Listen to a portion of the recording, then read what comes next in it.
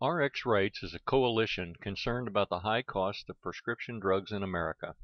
The United States is the only industrialized country in the world that doesn't offer its citizens protection from excessive prescription drug costs. As a result, we pay about twice as much as citizens in countries like Canada, Germany, or the United Kingdom for the same exact medicine. Too often, Americans can't afford the inflated prices that the pharmaceutical giants are charging.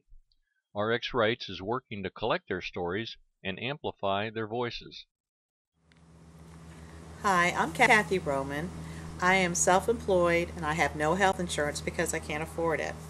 So I pay for my health care as I go, which includes doctor visits, lab tests, and prescriptions. I have complained to my doctor about the high cost of my two prescription medications, and he told me some of his patients have found the Canadian pharmacies offer much more affordable prescription drug prices. I found this to be true. I have saved 75% on my prescriptions by using online Canadian pharmacies. I'm able to get the generic versions, which aren't available in the U.S. I've been successfully doing this for 3 years now. The results of my lab tests indicate that the medication is doing its job.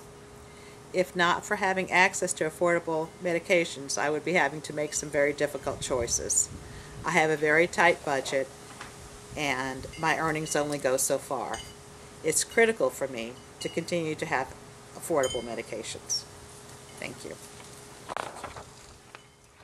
Cathi isn't alone. Because of the exorbitant cost of U.S. prescription drugs, more than 1 million Americans depend on the ability to import their medications from legitimate international pharmacies.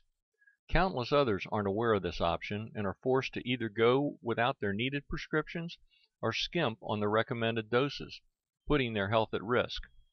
RxRights represents Cathi and people like her who need and deserve access to affordable medication.